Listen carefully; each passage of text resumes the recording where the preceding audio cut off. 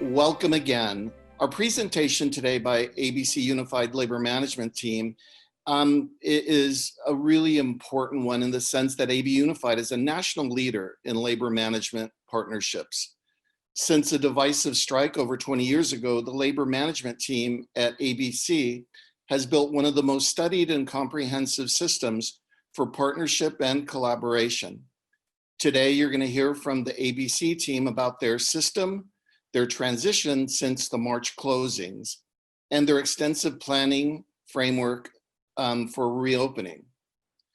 ABC Unified is a 20,000 student district in Los Angeles County.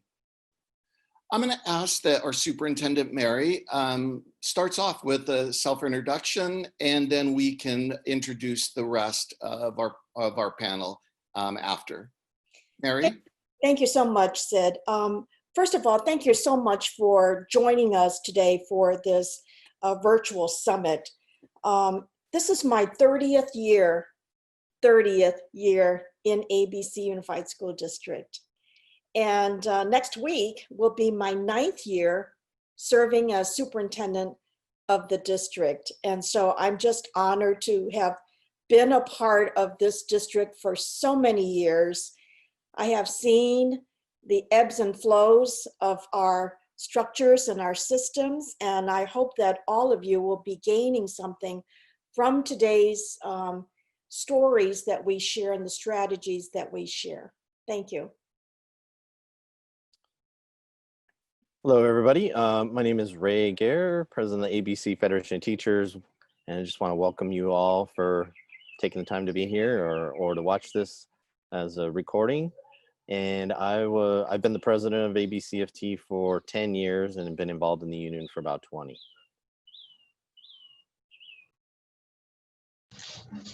Good morning, everyone. Thank you for joining us.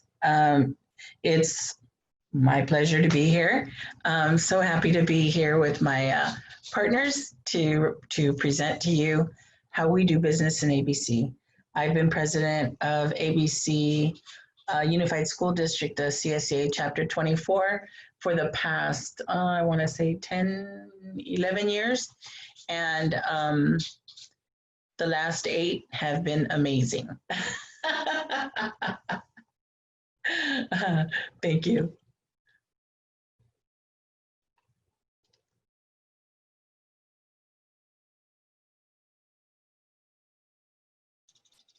All right, Mary, we're ready to go.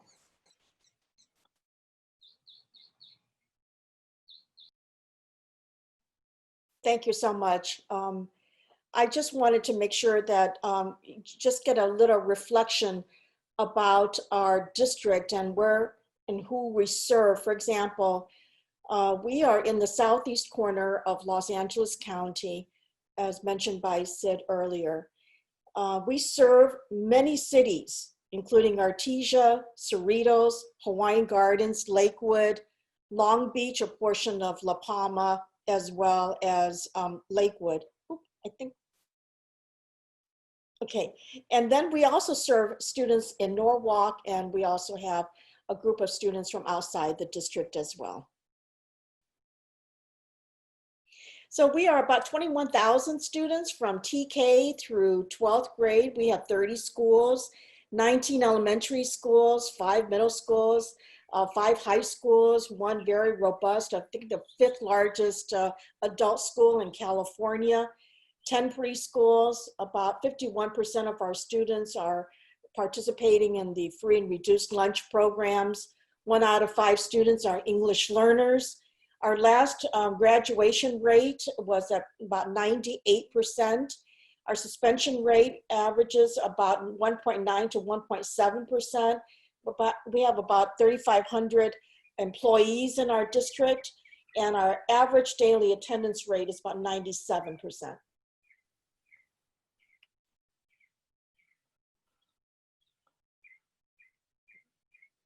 Am I muted? I'm so sorry. You're good, Ray. We hear you. Okay. Thank you. So really this slide is about, as Sid mentioned, we had a strike about almost 30 years ago now. And we've been working on this partnership for probably the last 25 years. And so the things you're going to see today are really a result of the last 25 years. And we just keep building on that every year. I think what's important is that, in the research, it says that you need some kind of a crisis usually to start looking at things differently. And so there are definitely many crises going on in education and right now. So now is a great time for people to really look at different ways of doing business. So the labor management partnering process, really what it is, it's about having joint goals and shared ownership of really the direction of a school district. And so that the major organizations have an overlap of things that they can work on together. I know that many people discuss about labor management partnering and the process that we have in our district. The one thing that it is not, we don't deny an identity or personal power of either of the groups. There's no absence of differences or disagreements. We have a lot of disagreements and differences as well. And it's not a substitute for collective bargaining. It's not just the act of working together, the act of doing everything together. It's not that. It's not forced cooperation. And collaboration, in our opinion, is not an answer for all the ills that are going on throughout our country. So we're going to show you some of the beliefs and the structures that we put together. So, the ingredients for success, and I talked about this before, is to have shared goal. And so if you were to look at our mission statement, and we spent a good number of years just kind of hammering out our mission statement together, and it really focused on the main thing, which is student achievement. And once you have that as your, have a shared goal, it's much easier to talk about issues rather than to push positions across the table. And so that's really helped to structure our conversations. And so you're going to see some of the structures and systems that we have in place. There's a voice for stakeholders, and really when you have everybody that has a voice, then they also have ownership. And if you have ownership, people will fight harder to make sure that you have the best systems in place, and they'll keep them in place and add to them as we go. And we have definitely shared and separate communication, and I think that's completely it's necessary for organizations to have their own internal communications and then have shared communication so that the messages are the same, but that the audiences are different sometimes. So one of the things I've been doing for the last 8 years is that I have written a Monday message every week during our school year. The Monday message goes out on Monday, but at the same time, ABCFT also has their own communication from the union. And then sometimes we also have shared communication between the two of the organizations, because it's important that people relate and hear the information coming from both the district as well as our labor groups. Since the closure, the district has held weekly communication for technology, changes in grading, and used that communication with the teachers and classified to adjust policy as is needed or make changes that will fit all of our schools. And the union, on the union side, we have communication that goes out every Friday, as you see here, but we also stepped up and we did question and answer every Tuesday, and we had a live 2-hour session every Thursday to answer questions. We found that to be especially powerful for both the district and the union side to have live chats. And this is just kind of shows you all the different organizations and pieces that we're putting together, and how the arrows point that there's constant feedback between these parties, between the superintendent, the executive board for the union, the administrative cabinet on the district side, and then the POW council. The POW council has representatives from all the unions, where we talk about the state of the partnership and how we're moving as a district, and really the professional development that we provide employees overall to keep the collaboration going. So one of the things that I know that many of all school districts have a very similar sort of flow chart, but in every one of our divisions, we have people who are embedded from our labor groups in those divisions. For example, in my superintendent's office, I meet with Ray Gear every Wednesday at 1 o'clock, and we've done it for almost 9 years now. But we also have the PAL Council, representative of the various groups in my office as well. And as Ray just mentioned, these are the things that we talk about, whether it's the PAL survey. PAL stands for Partnership with Administration and Labor.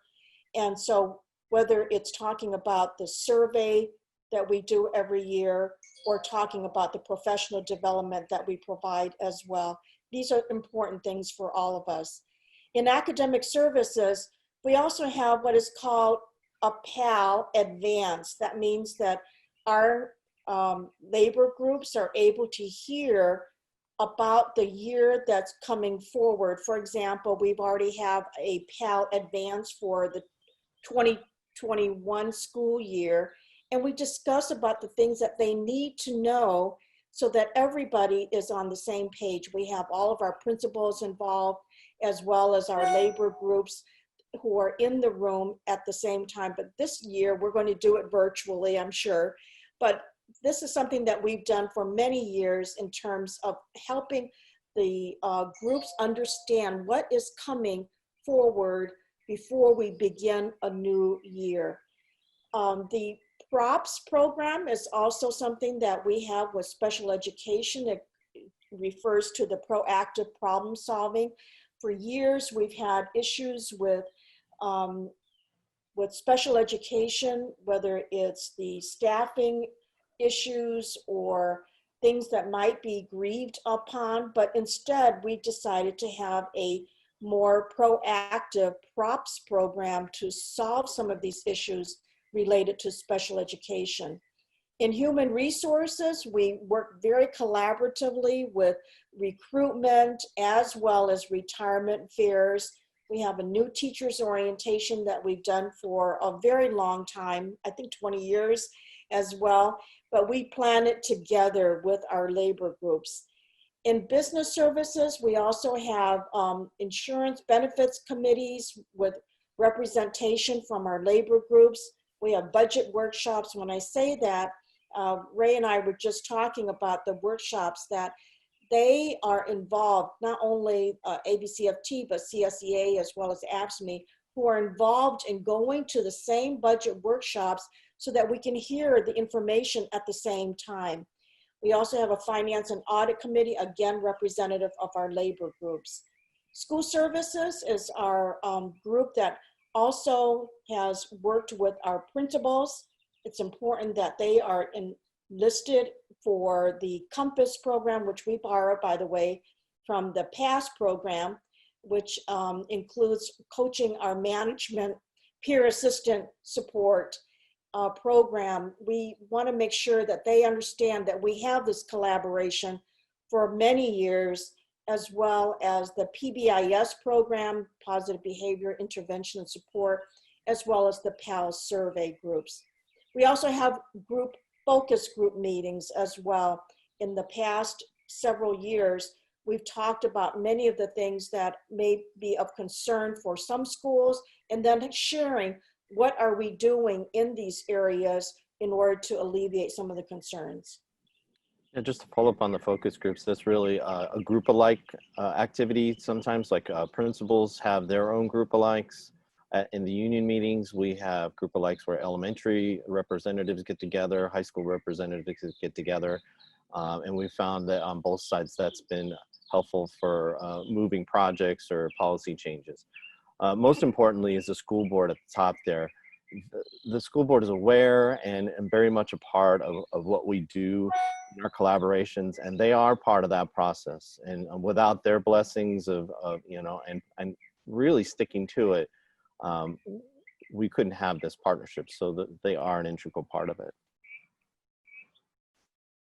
So, 11 years ago, our school board, as well as ABCFT, signed what is called a charter agreement. And we had all of them sign off on this agreement 11 years ago. But because we were entering another decade, this is a picture of our school board members on the right-hand side, along with ABCFT, myself. And this is something that's very, very important because it talks about the guiding principles, the guiding behaviors of how we conduct ourselves every year. And just to let you know that I know that many districts in California are involved with the Local Control Accountability Plan, or the LCAP, but we are very much instrumental in working together with all of our labor groups on student achievement, on school climate, parent and pupil engagement, the conditions of learning. These are the things that we talk about every year since we've had the LCAP for the last 6 years.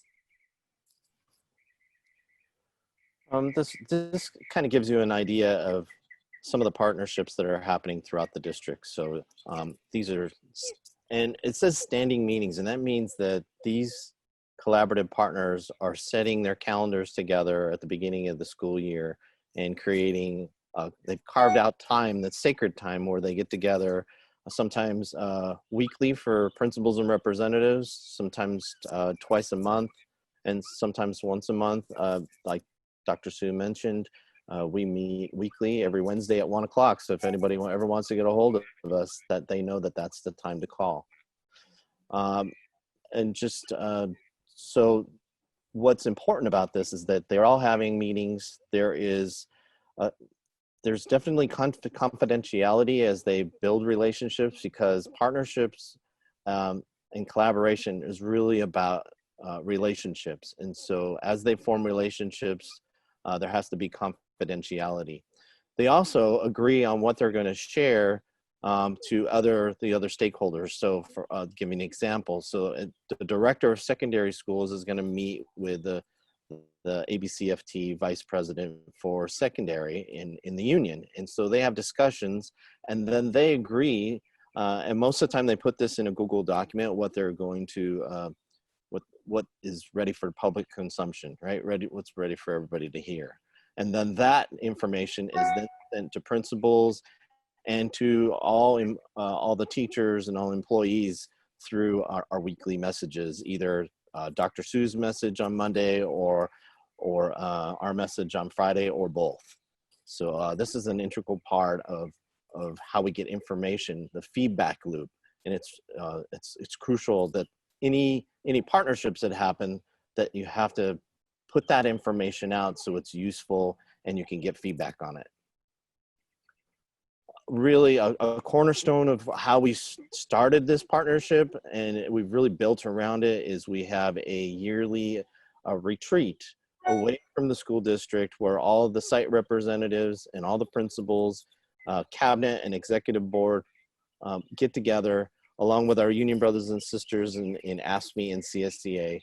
And we really talk about sometimes climate. We've had sometimes talked about, like for instance, we tackled attendance, which attendance the next year led into PBIS. And so we're constantly forwarding what we're doing as a district through this PAL retreat that we have every October. And I think what's critical of this is that everybody's hearing the same message, and they're able to ask questions as we go along the way, and that's just critical for success.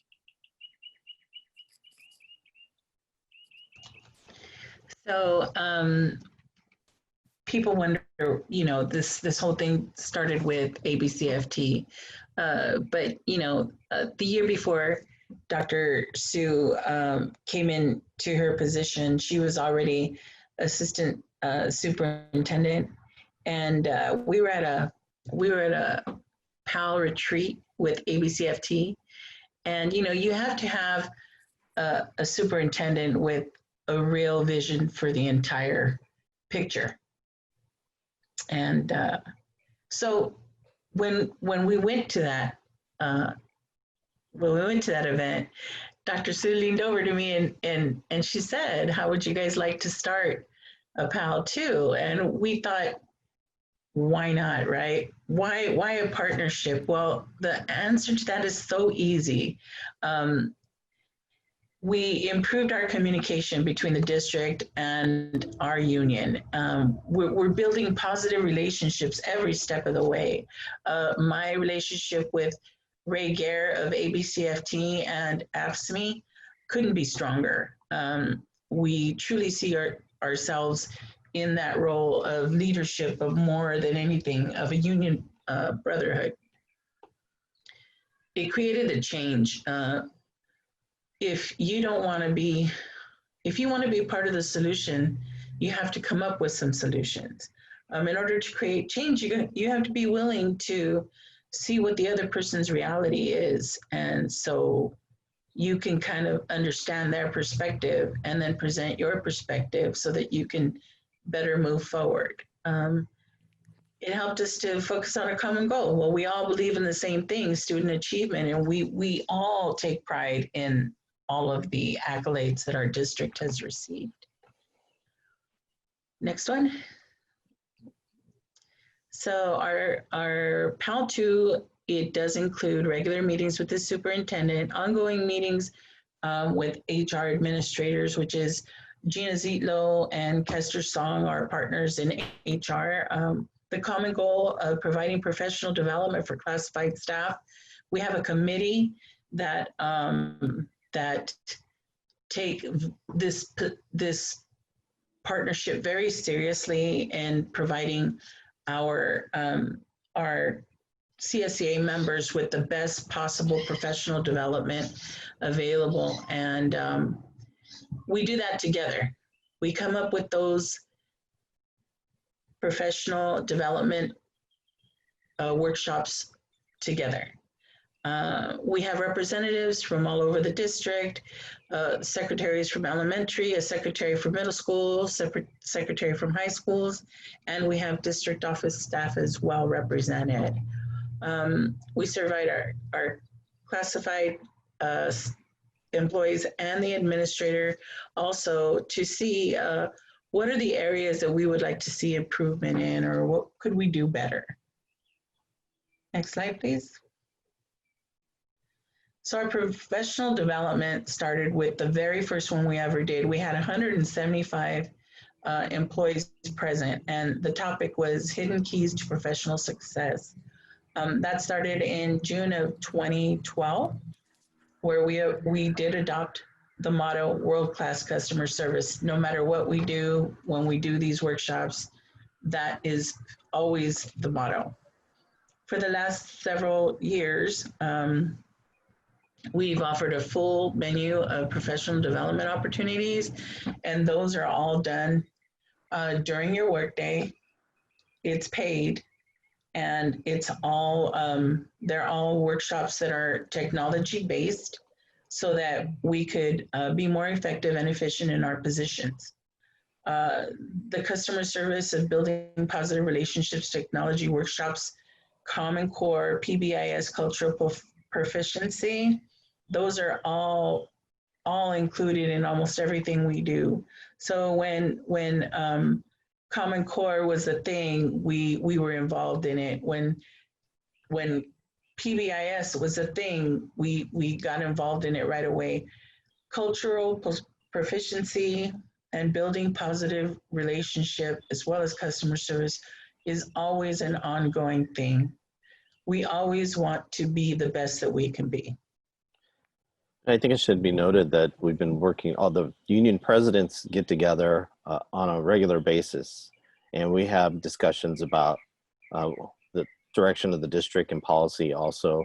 And that started with a calendar discussion back in 2005.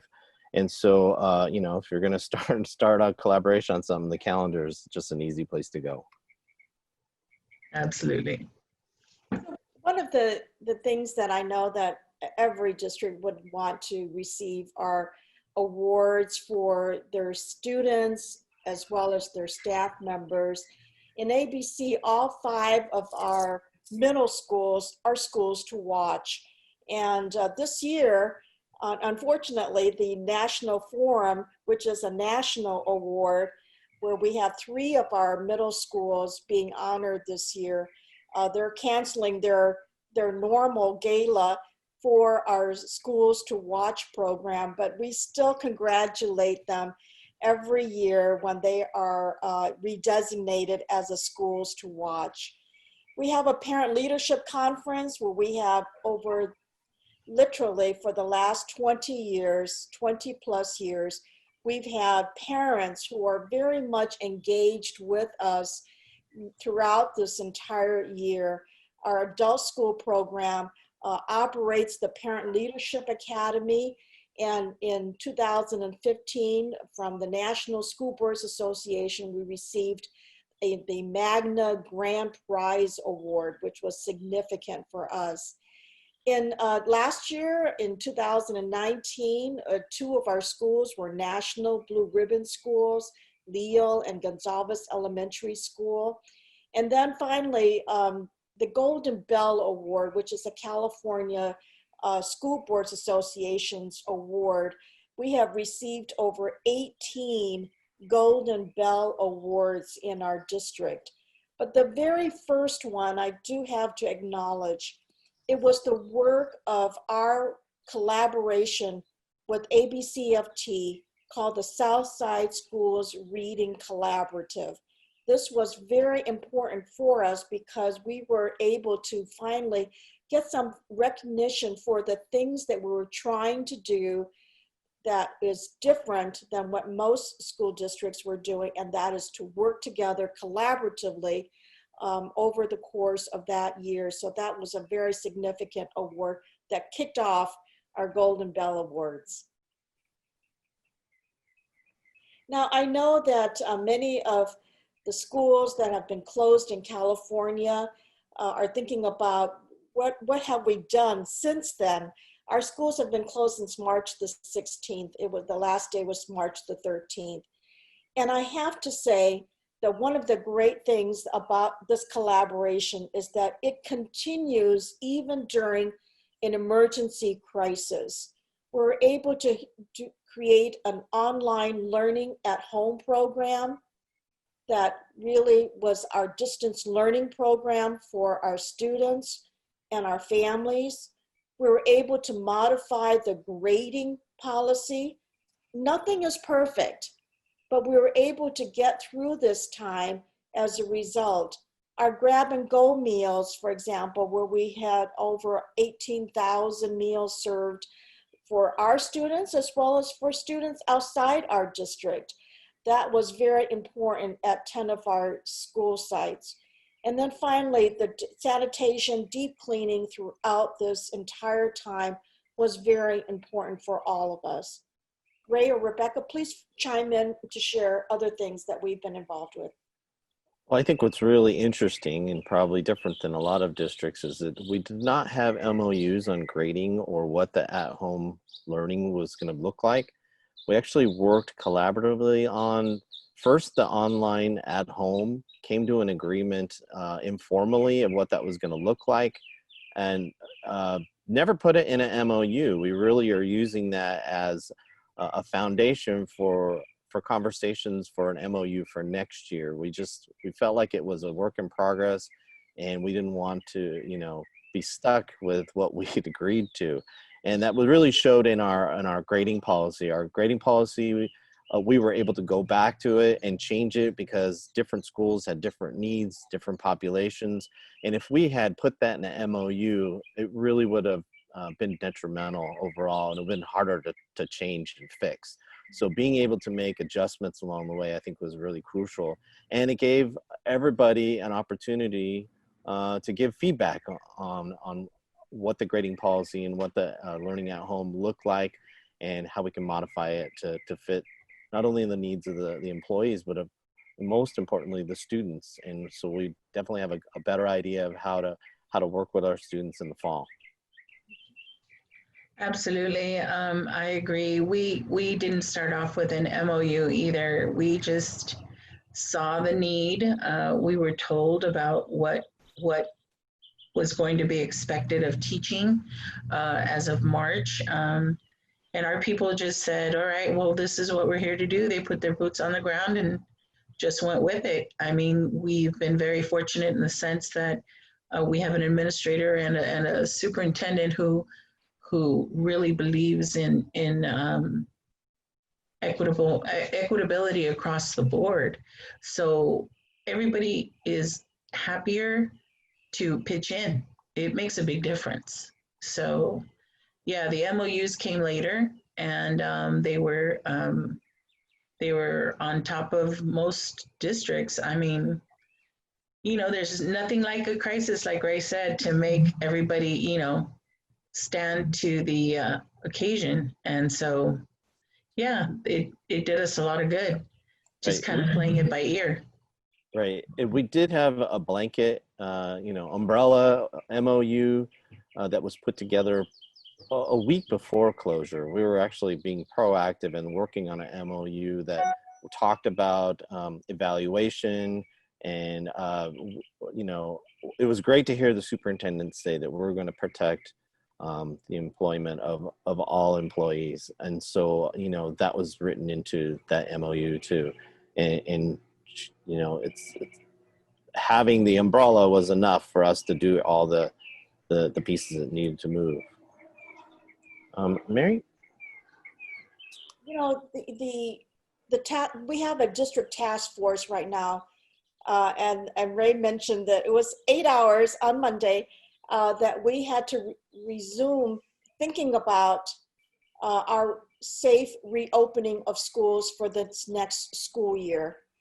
And I know that all of our labor groups were involved in this event. We had about 50 people on the task force on Monday, and they also have a parallel safely opening schools committees as well.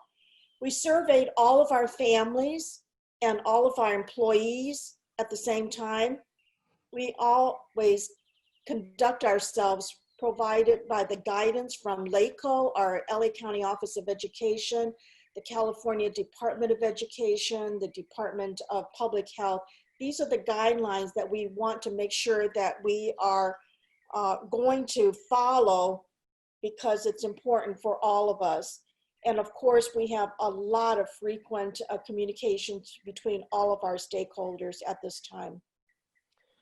And Mary didn't mention it, but she has an EOC committee. So it's her emergency operation committee that gets together every day. And I think she says 2 hours every day that they are working. The labor groups get together every Monday, 8 o'clock, and other times when needed, but we're talking on a weekly basis, if not a daily basis, about the changes that are happening. And that's been very helpful for all of us. The other issue that we are faced with, because recently there have been numerous protests as well in Cerritos, for example. But one of the things that we just did last week on the 16th, June 16th, was we really needed to place a resolution regarding standing up against systemic racism. It occurs everywhere, and I know that it may be occurring in your own districts as well, but it was important that we put out that resolution in writing. It was fully adopted by our Board of Education, as well as the consideration of creating a social justice coalition.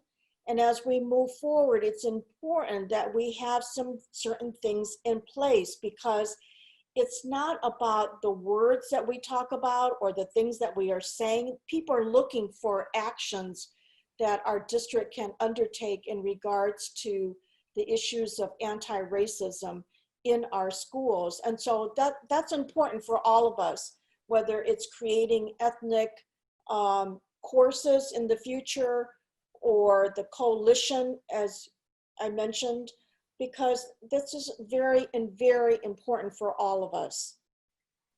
In the last couple of years, we've had a district-wide equity training. Um, it's been just vital, important work that we've done for not only for the teachers to get involved in, because they're the models for this. We'd like to get deeper into that. I know that I was just telling Dr. Sue today that we have 50 teachers that have signed up for a committee to be put together in conjunction with district cabinet members and the directors of schools to talk about possible things that we can do together to change the climate in our schools. So at this time, if Sid can see if there's any questions that we can answer on behalf of all of us. Thank you, Mary. So Stephen has posed a question, and that is, have you developed together over the development years? And how do you onboard new folks that demonstrate your values? Is that a focus? Well, let me jump in real quickly. How we work with our principals is critical. When I mentioned the Compass program that we have every year for many years now, many of the things that we talk about are the collaborations with our labor groups. That's important as we have new principals that are being hired every year, new assistant principals as well. These are the things that we talk about during our Compass meetings. And so I know that Ray also has a very similar structure as well. Right. At the beginning of every school year in the first month, we have trainings for all of our new teachers. But I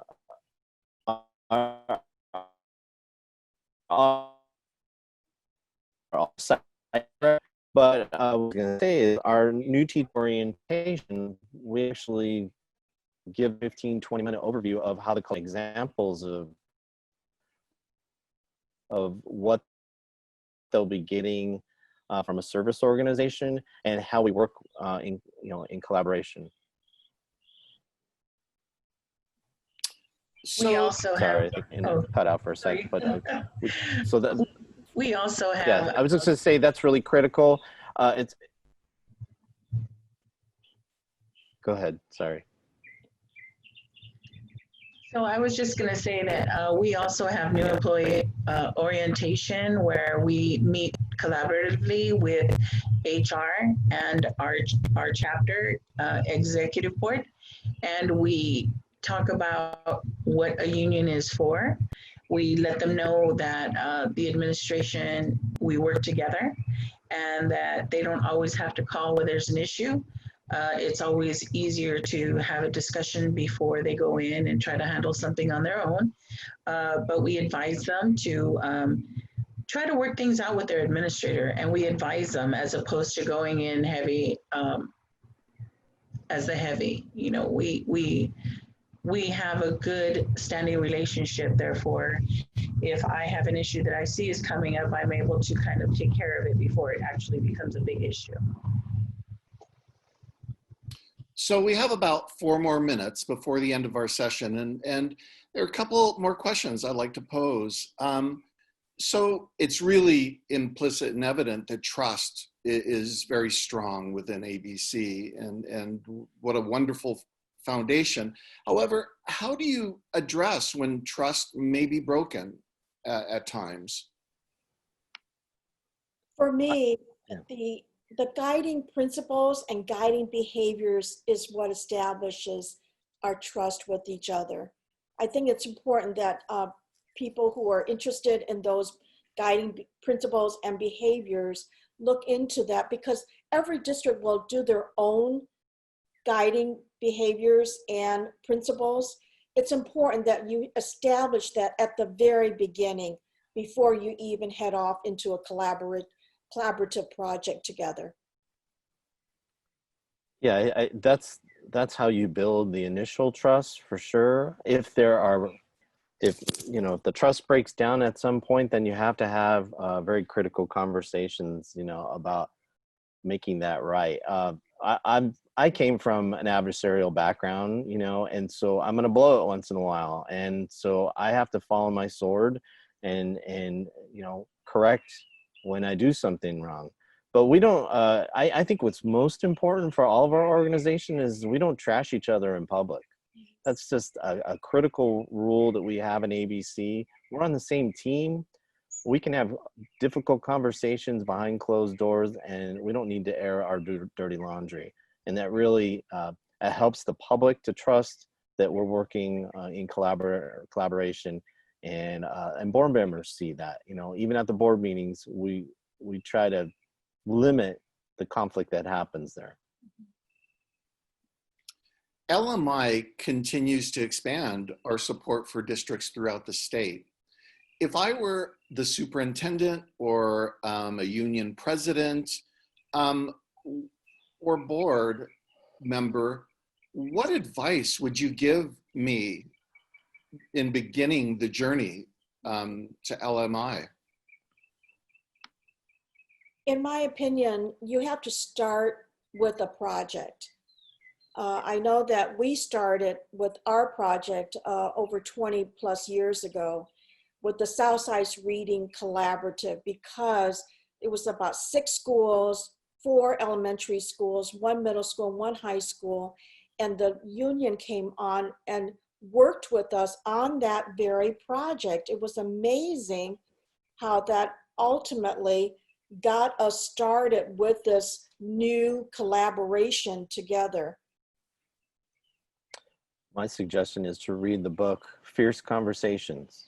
It's absolutely crucial that you're able to have ground truth conversations, and then they're non-threatening, and it's really about the main thing, which is our students. And so how do we have those difficult conversations about relationships and organizations in a way that doesn't alienate? And so Fierce Conversations is a great book to look for.